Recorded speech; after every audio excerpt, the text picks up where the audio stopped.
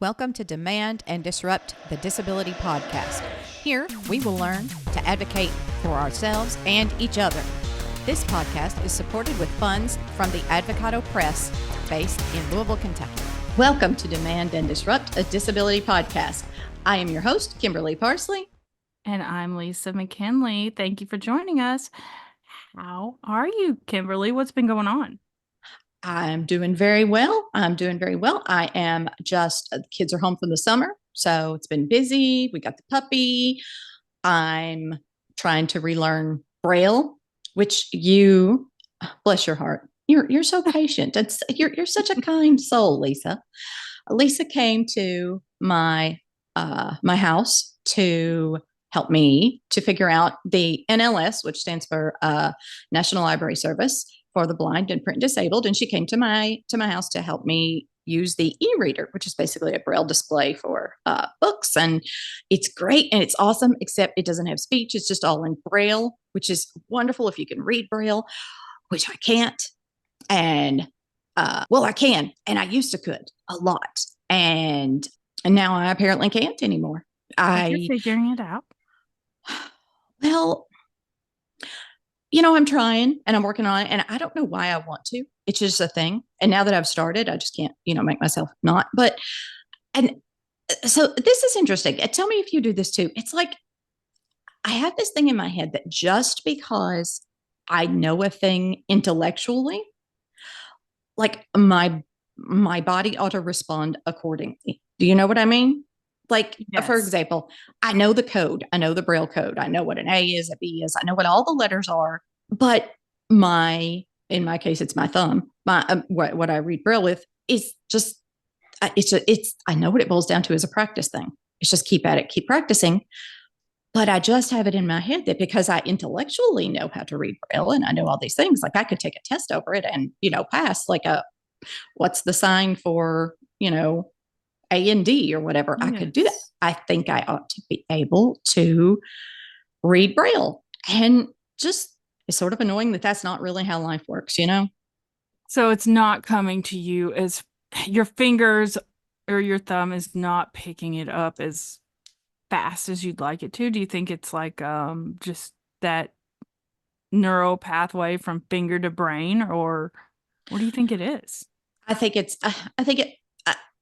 probably that. I think I just need to practice. I think I just need to practice, and over time it will just come. And it's kind of like, it's like how when we teach the kids to ride a bicycle. Neither of my kids can ride a bicycle, by the way. It's like, when you're teaching a person to ride the bicycle, you tell them like, this is the bike and these are the parts and this is what you do. But there's no shortcut between, you just have to keep falling down and getting up until you learn. Right. Yeah. So I think it's that. It's very frustrating because I am sort of an overachiever, and I really once I decide I know a thing, I like to know a thing, and this is just not working with me. And so anyway. Well, I think you also decide, you think you're going to devote X amount of time, and progress should be coming faster based on and it just takes longer than you thought. That is true. And sometimes you stop with a thing and you're like, okay, is it worth devoting this much time to? And I think with the Braille, you really want it to work, so you're just going to keep pressing at it, I think. That's true. And when you're, everybody's life is so busy now, and you have so many things that you have to do, and to take, however many minutes a day, I think you're constantly fighting the is it worth it battle. Yeah, is it worth it?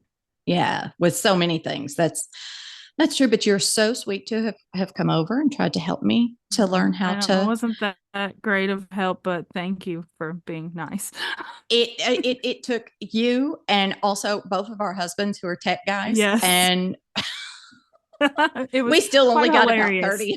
About 30% of the way where we need to be.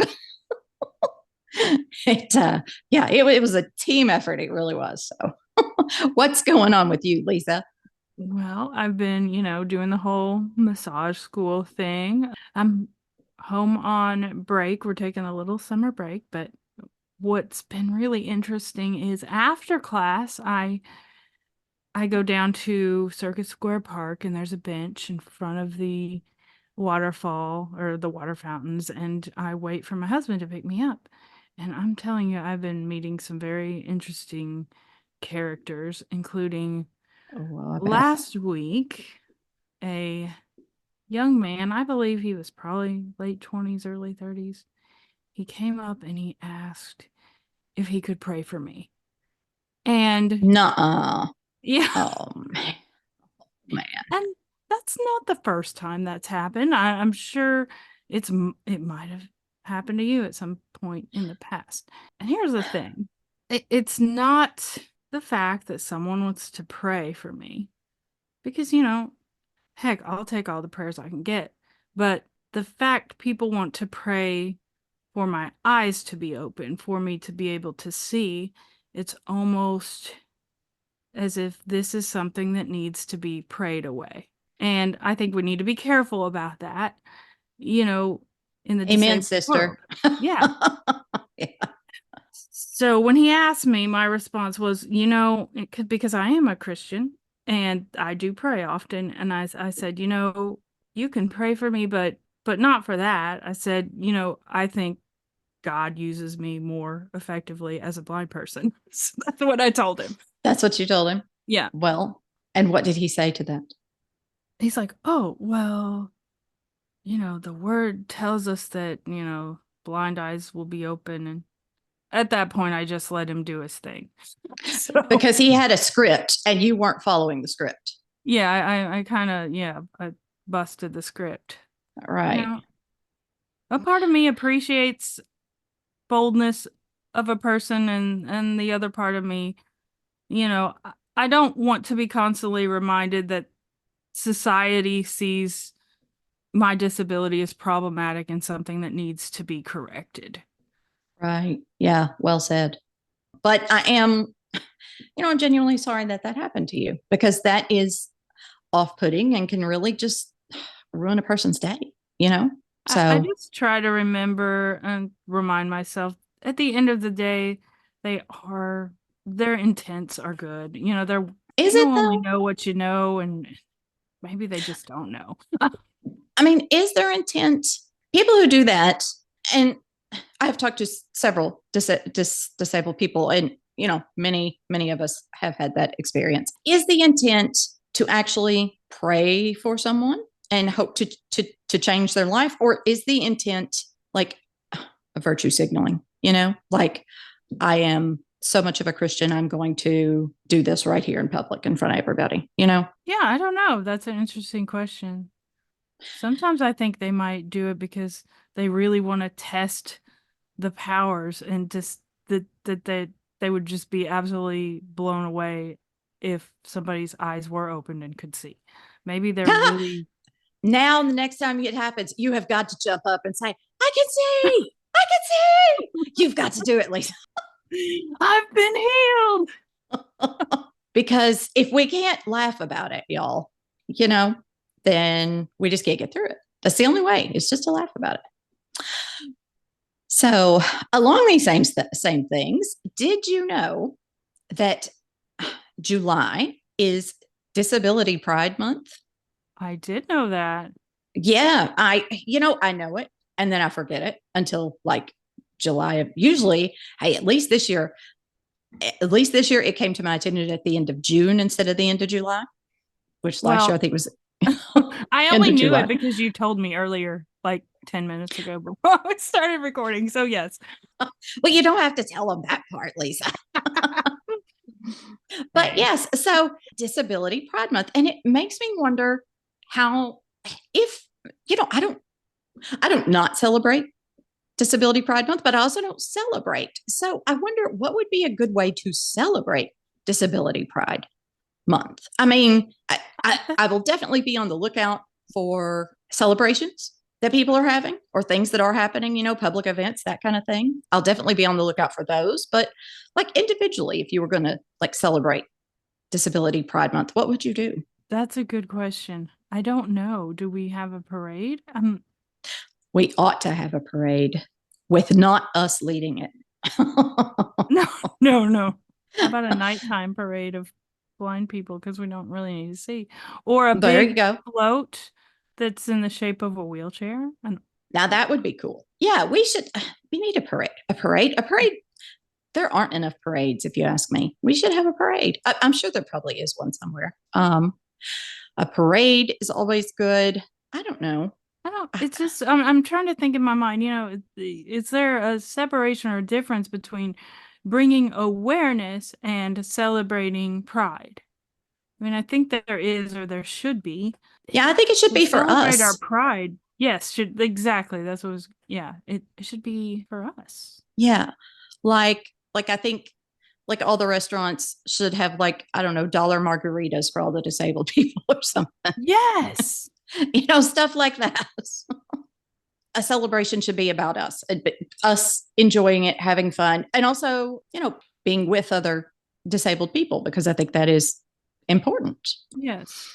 And it should be a celebration of just how like the rest of the world we are, and not we are different because of X, Y, and Z disabilities, but that would celebrate just how much we are all the same and can we do things, but we might do them differently, I think Yeah, that's what needs to be celebrated, because I think we can get down on ourselves about all the things we can't do just like the rest of the world does. But dang it, we find a way to do what we need to do. And we have fun in the process, and that's what we need to celebrate. that is. I think that very well said, Lisa, as always.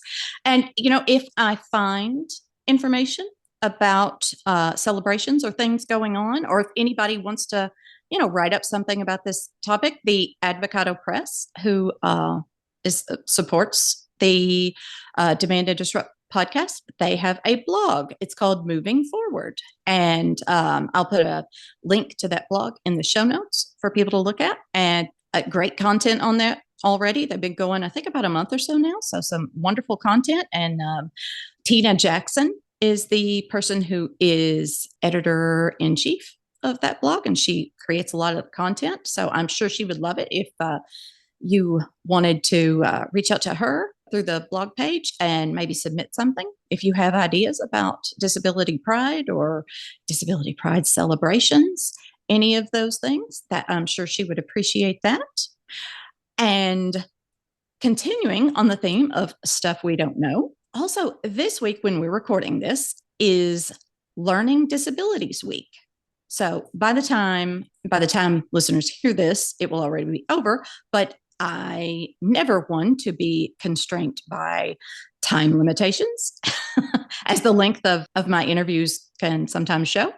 I want to go ahead and talk about that, learning disabilities. So, I working at the Center for Accessible Living, every encounter I have with anyone with a learning or developmental disability shows me something new, tells me something new, teaches me something every time. So if you're a listener and you have a learning or developmental disability, I would love for you to reach out to us at demandanddisrupt@gmail.com and let us know, maybe, what do you wish people knew? What kinds of things do you wish people knew about having a intellectual or developmental disability? That would be great. I would love that. Absolutely. And that's what will make our program successful and helpful to more people. If you all can write in, let us know, and then maybe in the future we can interview someone on that topic. Oh, yeah, that would be great. Yep, that would be great. I actually have someone coming up. I think I haven't done the interview yet, but I've got a contact. But you can never have too many contacts for interviews, right, Lisa? No, not at all. Our interview guest this week, I interviewed Allison Hayes. She does a website called Thriving While Disabled, where she talks about financial preparedness and planning when you have a disability. So lots of good information there. Everyone, stay tuned for my interview with Allison Hayes.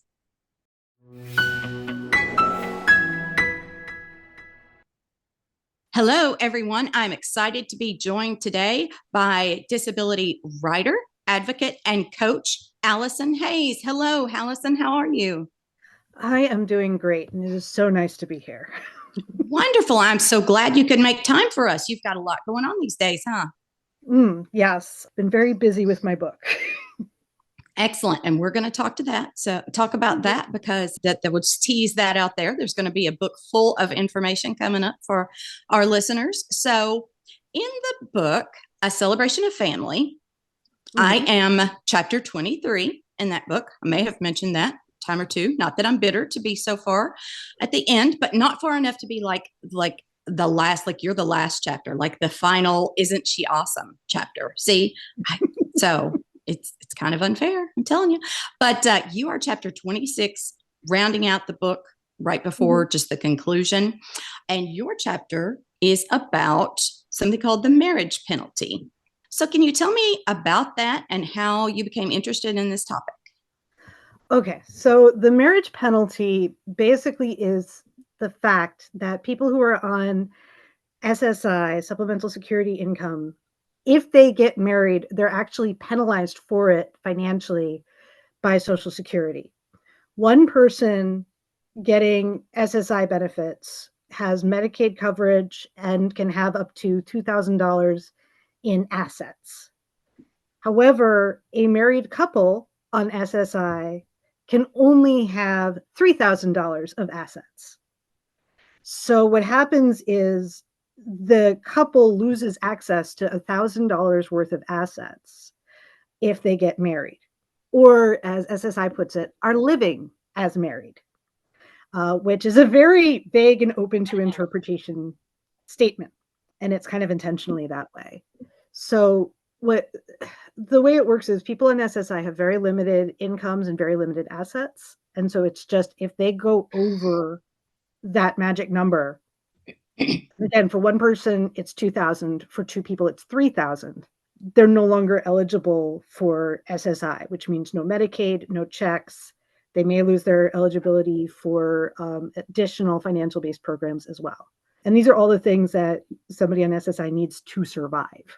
And the other the other thing that people don't always realize is anything that's shared between them can be counted twice, not just for one person, but for both, and they can both be penalized for it. So basically, if you have a shared bank account, that money is counted towards that total. And so as soon as the couple is over the number, they lose everything. And so just because you're okay with each person on SSI getting married, having the same amount of assets, they can lose everything. And this just isn't well explained anywhere. And it's something that generally isn't talked about. And so people on SSI get married or are viewed as living as married and then can lose all of their benefits. So what inspired you to start Thriving While Disabled? Well, okay, so I have a condition called functional neurological disorder, FND, which is a stress responsive neurological condition. So basically, whenever I'm dealing with a certain level of stress, I have muscle movements and a few other symptoms. I've actually grown up with the disabled identity, though I didn't think about it that way for a long time. When I was very little, I had like a gross motor disability. I was able to kind of get that down to fine motor issues, which I still have. It translates into sometimes I grip, pencils and utensils a little funny, and my handwriting's terrible. But I learned quickly how to kind of navigate around those things. But I've also got a history with depression and anxiety, and all of it together led to me applying for disability when I was only 23. And my symptoms had actually started while I was in college. So I had a lot of like rebooting that I had to do with my life. In that process, this is my second business, and I've worked part-time a lot. And so I've been on and off. I've never been completely, utterly off of SSDI, but I've had a lot of times that I've made decisions that put my benefits a little at risk and figured out how to backtrack that. Yeah. And so that whole process had me learn a lot about the systems. My partner, we've now been together 13 years. But the year before I started Thriving While Disabled, and the reason I started it was he fell and shattered his acetabellum, big hip bone joint. Oh And my goodness. yeah, and it took us about a year to get down to what caused it. And he was watching me take care of all of his medical stuff and just talk to the doctors, talk to the insurance, figure all that out, get him the coverage he needed, get him on temporary disability, all of the different pieces that we needed to go through. And he was like, oh my God, you understand this so well. I don't know how many other people do. I know I would have been completely lost if you hadn't been here and, carrying all this and knowing who to call and what to say and how to make it work. And I was, trying to figure out what I was going to do next with my life. And so after some conversation, Thriving While Disabled was born as a way for me to share what I knew with other disabled folks so that people have a better chance of success with all of these different barriers we face. And so that folks would have, because so many of the supports that are out there are abled people who are doing it because it's a bureaucratic job, not somebody who's been through the system. And so I wanted to come in as a person who's been there and done that and gets how it works and why, so that I can give guidance and help in navigating it. And I don't have a dog in the game, so to speak. I'm not beholden to anybody. I don't have to talk nicely about what they're doing or try to make up for their lacks. But I can say straight up, this is what I saw, this is how it worked, and here's my understanding of why this happens this way. Mm-hmm. Mm-hmm. Having a supportive partner is amazing, isn't it? It's wonderful. Yes. Absolutely. And that this marriage penalty situation has the effect of depriving people of that really, really pisses me off. Yes, there are ways to work around it, which are interesting too, but it's all very frustrating because we have to figure out how to work around it. My partner and I are not married, basically in part in solidarity too with the people on SSI who just really can't. With being on SSDI, I don't have as much to worry about there. But one of the big things is that it's about money and sharing money. And so I would always advise folks on any of the disability programs to keep their finances separate from their partners, unless you are legally married and then everything is everybody's. But my partner and I keep separate bank accounts, pay bills somewhat separately. We're each paying about half of the household costs, so we can be what we need to be as the situation requires. So if I need charity care to help offset a medical bill, I'm a household of one. And then we don't have to worry about what his financial situation is. Right. And I don't have to turn in his paperwork, and I don't have to, you know what I mean? There's a lot of extra headaches that come with having another person legally in your life. Right.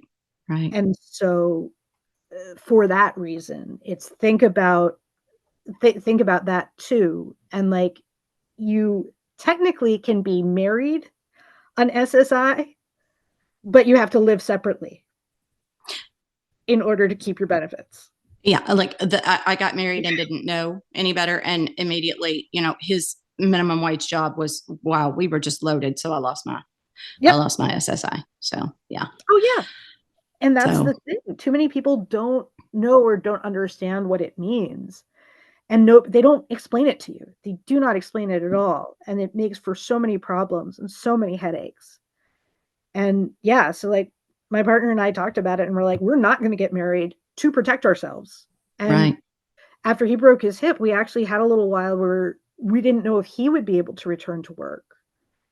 And we discovered the only program he might have been able to be eligible for, because he'd had a brain injury a few years earlier that kept him out of work for a year, and he'd lost a job.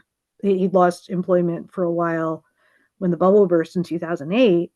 He would only be eligible for SSI, if anything. And so the fact that we weren't married was the only thing that gave him a chance of having any support whatsoever, given his work history at that time. And so in that moment, I was incredibly grateful that we'd never gotten married, because at least he could have had something if worst came to worst. It strikes me that when people who are rich try to protect themselves, protect their futures, protect their assets, that's society just deems that as normal behavior. But when poor or disabled people try to do the same thing, it's somehow looked upon as though we're trying to scam a system. Yep.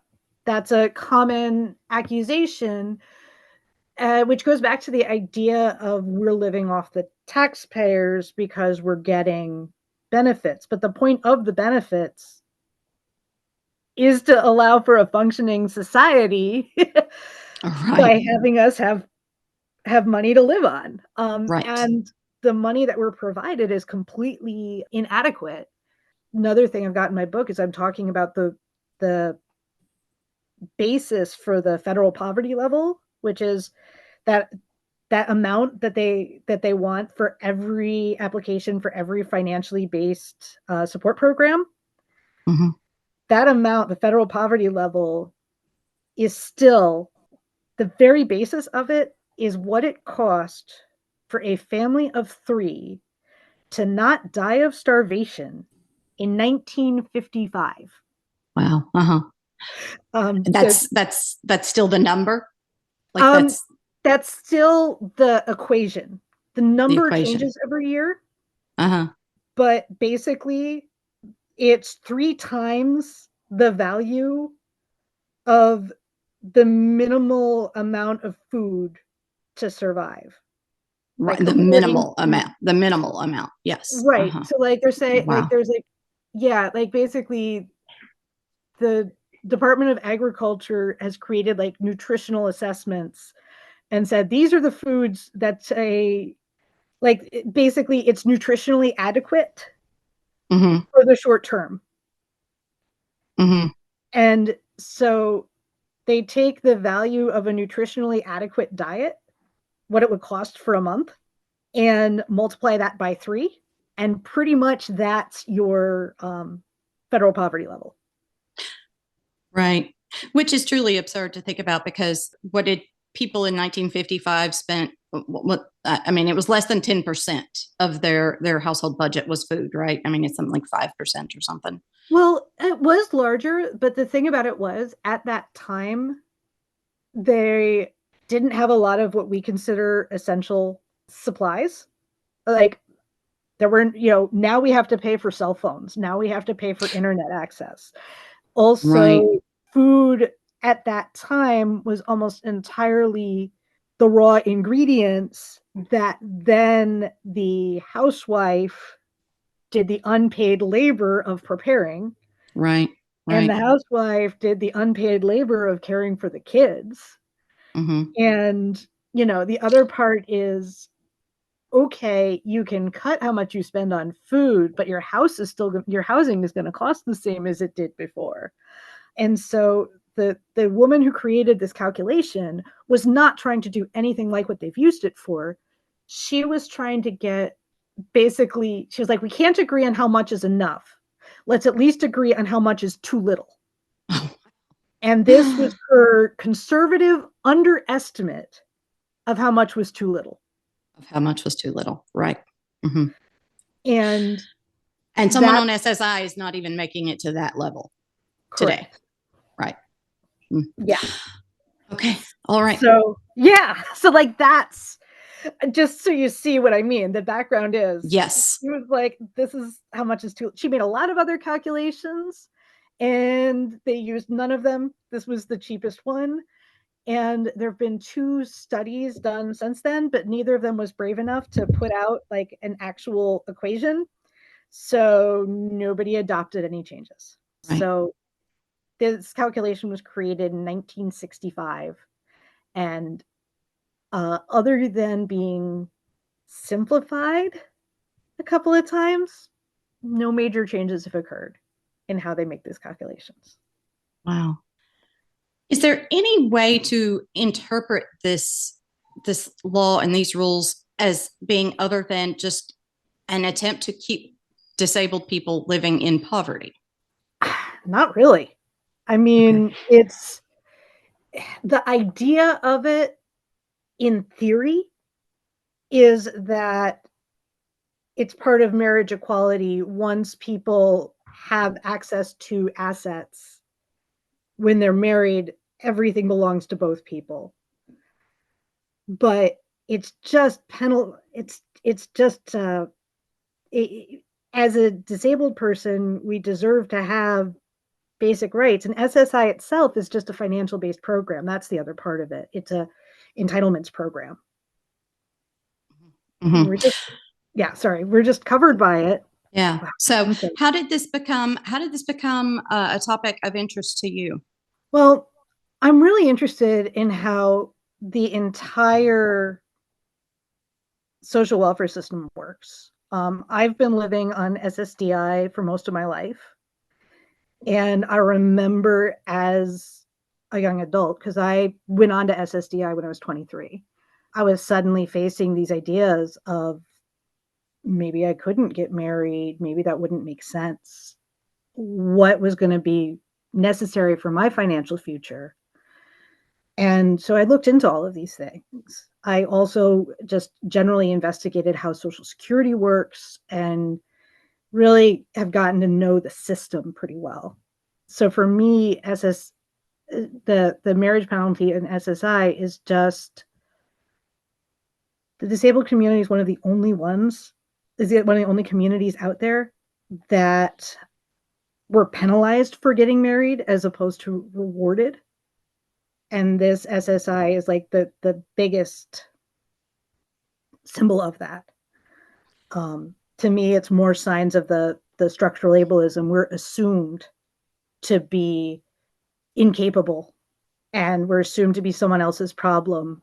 We're our spouse's problem, we're our parents' responsibility, and so on. And this decision to have our, marriage assets counted against us is just more proof that the assumption is disabled people who are on SSI benefits can't and won't get married. And SSI primarily is covering the folks who have been disabled their entire lives, who have never been able to have a work history. And yeah, it's one of the more identifiable classes of disabled folks in that sense. Right. And I know you'll agree, and it's worth pointing out that when you say has no work history, often not because of anything to do with us, the disabled people, but because people won't hire us. Right. Absolutely. There's a lot of bias and discrimination involved. So like for any disabled person, our first question may be, what can I do? But once we figure out what we can do, we're then faced with society's assumptions of what we can and can't do, which are often much, much more limiting.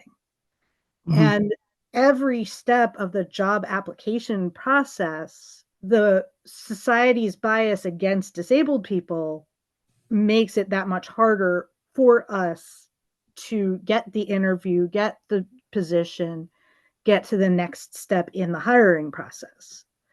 So yes, I'm not saying people in SSI are not capable of working. SSI, just a lot of the people who are on it have been living with disabling conditions since childhood, or have just not been able to reliably find or keep work. Mm-hmm. I knew that's what you meant. I just wanted to point that out. I think it's important to point those things like that out, that the deck is so stacked against people with disabilities. It's it's just not a matter of, well, if they wanted to, they could. Oh no, it No, absolutely. you know, it's not. I have never met a person for whom that was the case. Oh, absolutely not. And it's interesting with having the differences between like looking at all the differences between SSI and SSDI. There's so much in there that's these assumptions of failure in both parts, but like everything about the Social Security process is just painful and ableist and difficult. Mm-hmm. By design, I think some might say, right? I would argue that it's not malicious design because they didn't bother thinking about us that way. Oh, okay. Okay. Like, no, I'm serious because yeah. like basically what it is everything's written from an abled perspective. And right.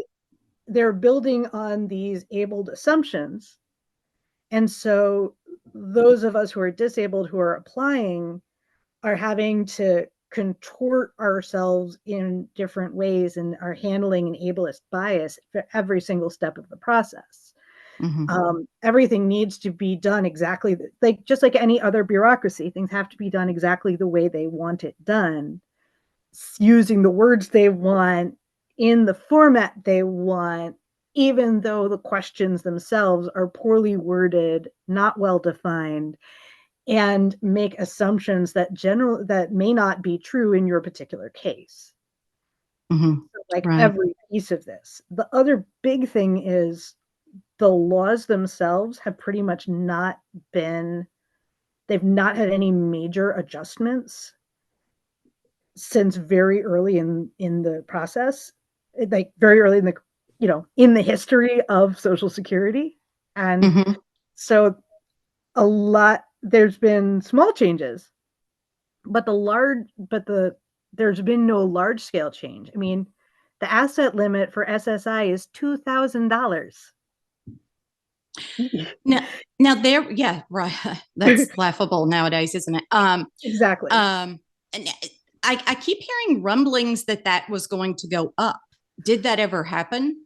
It has not happened to my knowledge. There was a push to bring it up from 2,000 to 10,000, which would make more sense. That would be, yeah. Mm-hmm. But to my knowledge, that change hasn't happened, and I'm not sure where that is. I just know I heard the rumblings too, and I haven't heard anything since either. Okay. Okay. Yeah, in fact, there's only one program out there that acknowledges that being disabled is more expensive than being abled. Really? Only one. Uh-huh. Yep. And that is the ABLE accounts, Achieving a Better Life Experience. Are you familiar with them? I'm not. Can you tell us some about that? Absolutely. So ABLE accounts are they're a program created by the federal government that allows disabled folks to put away money and not have it count towards any of the asset limits. You as an individual can create an ABLE account, or a person's family can create an ABLE account for them. But it's especially useful for people who are on SSI, but it can be used by people on SSDI and people who haven't applied yet but became disabled. It used to be earlier in life, but actually that rule is about to get changed too. It was originally put together, I think, mainly for the wealthier family members of people with developmental and intellectual disabilities who would need supports for their entire life and might not be able to live independently. But at this point, these accounts are basically bank and sometimes investing accounts that you can create that are structurally, they're similar to like a school savings account you might start for a kid that you then would, keep going as they grow, as they age. And then you've got money at the, when it's time to go to college that they can use for college. It's a tax protected account. Okay. And you can have up to $100,000 in that account and still be eligible for social welfare benefits. Okay. Okay. Including SSI, including Medicaid, all of it, all the financial based ones. The money that's inside your ABLE account just isn't counted as long as it's under that 100,000 mark. So I think a little more than that now. Okay. So basically, it's a way to save money, and it can be used as a retirement account as well. And the money in it just has to be used for anything related to your disability, but that includes like housing and food. Oh, okay. Oh, okay. So, yeah, exactly. So basically, it's a way to protect yourself financially from losing out on the different, from losing out on the care you need, because a lot of people, have to stay eligible for Medicaid in order to get the community-based waivers and things like that. So this way, they stay financially eligible for Medicaid, but they've got some money put aside to help them actually have a reasonable life. Mm-hmm. Yeah. No, if everyone, I think, knows that when we start talking numbers and money, Kimberly gets well and truly out of her depth here.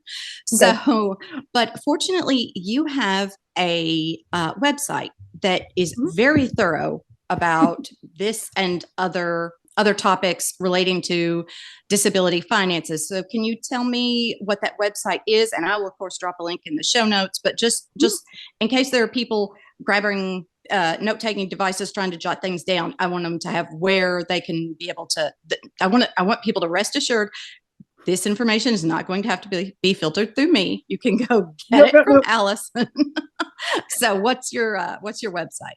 Okay, so my website is Thriving While Disabled, www.thrivingwhiledisableded.com.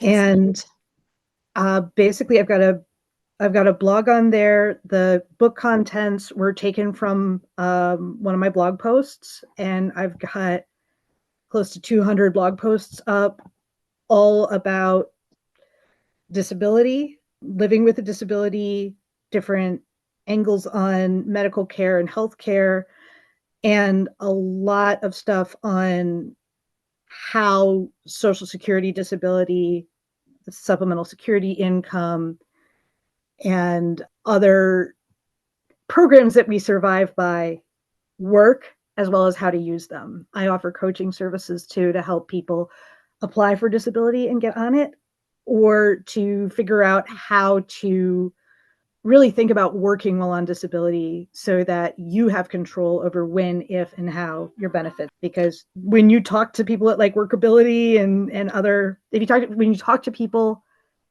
at a lot of the programs that are supposed to support you, Ticket to Work, they make it sound like if you're thinking about work, that means you're going to get off benefits.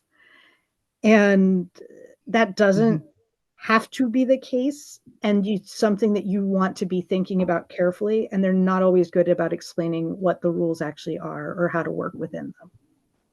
Wonderful. Yeah, you're definitely right about that. So that's thrivingwhiledisabled.com.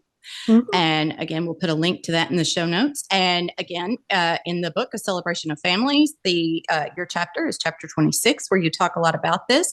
But since we're talking about books, you have some exciting things coming up. So can you tell us about that? Absolutely. So I'm writing a book now, Disability Finances, Budgeting Your Money and Energy While Navigating Broken Support Systems. I know that's a mouthful, but just search for disability finances. It should pop. I love it. I love it, though. I really do. I love it. Yeah, because the thing about it is having a disability is expensive, and not just in terms of money, though it definitely is financially expensive. It's also emotionally expensive. It's also expensive on the energy level. It also can be socially expensive in that we have friends and family and strangers who don't understand, and the ableism and bias is really baked into our society. Mhm. So, And the in my time book- expense. yes, Yes, the time expense is huge. Also.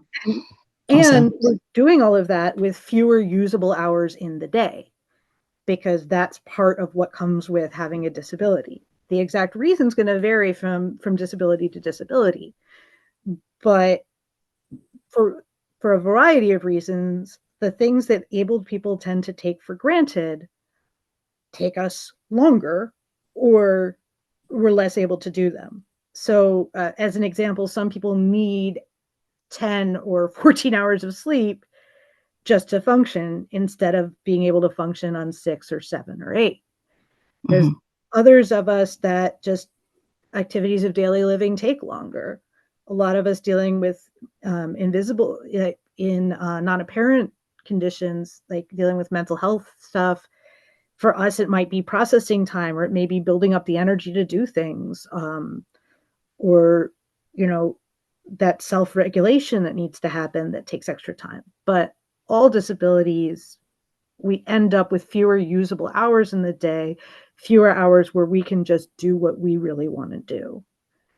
And so my book acknowledges that and helps people recognize that that's happening, and what they can do to help manage it. My central focus is the meat and potatoes of the programs to survive on, like Social Security disability. But I want to make sure people are also thinking about what we're a part of, the society, how society itself is ableist, and how we can take care of ourselves while we're working on taking care of ourselves. Yes, that's very well said. And you're right, disability is expensive in so many ways. And so the marriage penalty and those kinds of things, that's going to be all talked about in the book? Yeah, absolutely. Yep. I'm going to have a section talking about the marriage penalty. I talk a bit about taxes, banking, talk about community development, finance institutions, and other ways to get financial support. I've got a lot about working and thinking about work while disabled. And like I said, the goal with this is for it to be a guide with lots of resources that you can go to get more information, or know where to apply, and so on, and just have a sense of what to expect with each of the options that are available. Most of what I talk about in the book are things that I've personally explored, applied for, or utilized. And I'm sharing what my experience was while I was doing them as well, so people can have a sense of what to expect and why. And I know you said when we were talking earlier, you mentioned that you're scrambling, trying to make sure that you get the most up-to-date information in the book as possible, correct? Oh, absolutely. The other part is, most of the information that changes, what changes are the numbers, not the concepts. So a big part of my focus and how I'm writing this is making sure that my readers know what the terms are that describe the rules. And so they can always double check the particular piece, because when you do, like, for example, within working, substantial gainful activity is a term that comes up a lot, SGA. It's a number that changes every year. But if you know that you need to be under SGA, your income needs to be under SGA, you can always look up what SGA is this year. It's right. Once you have the acronym, getting the details are easy. And so you need to know what to ask for. That's my focus with this. Right. And when is the book coming out? Our publication date is October 8th of this year. So I am very excited. Yeah. Are you nervous? Yes. I've been working away on it. It's over 200 pages long, and I've got a lot crammed in there, and basically have taken good chunk of information from my blogs, plus a lot of extra details that as I was writing, I was like, oh, I need to talk about this too. And so my goal is for anybody who's living with a disability to have this as a resource so that they can check or double check how to find what they may be eligible for, how to think about the processes that they might have to go through, and how to make sure they're as protected as they can be as they move forward to the next step of their life. Okay. And that's disability finance or finances? Disability finances. Disability finances. And shoot me that subtitle one more time. Absolutely. Budgeting your money and energy while navigating broken support systems. It's long, but it's thorough. It covers it. It hits it right on the head there. So that's Allison Hayes. And anyone, like I said, I'll drop a link to her website in the show notes. And then I will drop a link to her in the show notes. And if anyone is interested in reaching out to her for coaching services, if you are going through some of these big financial changes, they can reach out to you from that website, correct? Absolutely. Also, my email for this is allison@thrivingwelldisabled.com. Excellent. And that's Allison with one L, correct? Correct. ALISON. Awesome. Thank you very much, Allison. We appreciate it so much. All right. Thank you. If you like the podcast, remember to follow or subscribe so you never miss an episode. If you really like the podcast, we'd love it if you could leave us a rating or review on Apple Podcasts or Spotify or wherever you get your podcasts. That helps more people to find us. If you really, really like the podcast, then please tell someone about it, either in person or send them an email or just share the link on social media. Thank you all. Every bit helps, and it makes a huge difference for us. If you'd like a transcript, please send us an email to demandanddisrupt@gmail.com and put transcript in the subject line. Thanks to Chris Unkin for our theme music. Demand and Disrupt is a publication of the Advocato Press with generous support from the Center for Accessible Living located in Louisville, Kentucky. And you can find links to buy the book, The Celebration of Family, Stories of Parents with Disabilities, in our show notes. Thanks, everyone. You say you've seen a change in me. Just for once I think I would agree. We both know there's a difference. We've had our curtain call, and this time the writing's on the wall.